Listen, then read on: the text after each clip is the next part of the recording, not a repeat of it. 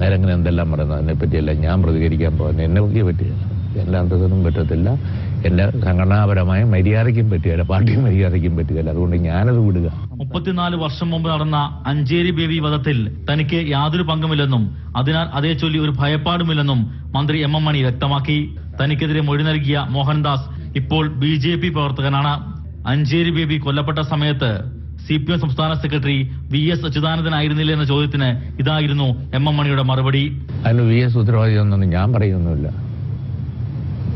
എനിക്ക് മര്യാദയും സത്യസന്ധതയെല്ലാം ഉണ്ട്. ഞാൻ VS കൂടെ ഇതിനകത്ത് ഉത്തരവാദിയല്ലേ എന്ന് വേണേ ഒരു കൗണ്ടർ പറഞ്ഞു. മണി ദണ്ഡിത്തരമൊന്നും പറയത്തില്ല. അത് വേറെ കാര്യം. തല പോയാലും ശരിയായ കാര്യവും ന്യായവും അല്ലാതെ ഞാൻ പറയുകയില്ല, പറഞ്ഞിട്ടുമില്ല. മന്ത്രിസ്ഥാനത്ത് നിന്ന് തന്നെ മാറ്റുമെന്ന് കരുതുന്നില്ല. വിവാദ പ്രസംഗത്തിന്റെ പേരിൽ ജില്ലാ സെക്രട്ടറി സ്ഥാനത്ത് നിന്നും സംസ്ഥാന കമ്മിറ്റിയിൽ നിന്നും തന്നെ മാറ്റി നിർത്തിയതാണെന്നും ഇനി നടപടി ഉണ്ടാകുമെന്ന് കരുതുന്നില്ലെന്നും എം എം മണി വ്യക്തമാക്കി. 2 തരത്തിൽ നടപടിയെടുത്തു. ഒന്ന്, സെക്രട്ടറി സ്ഥാനത്ത് നിന്ന് ഒഴിവാക്കി. രണ്ടാമത്, വെടിവെക്കുന്നതിനെ തല്ലിക്കൊല്ലുന്ന പോലുള്ള പണി ചെയ്തു. സംസ്ഥാന കമ്മിറ്റിയിൽ നിന്ന് തന്നെ സസ്പെൻഡ് ചെയ്തു 6 മാസം. അത് ഞാൻ അംഗീകരിച്ചു. മനസ്സിലായില്ലേ? അതൊക്കെ അഖിലേന്ത്യാ നേതൃത്വത്തിന്റെ കൂടെ കാഴ്ചപ്പാടിന്റെ അടിസ്ഥാനത്തിൽ ചെയ്തതാണ്.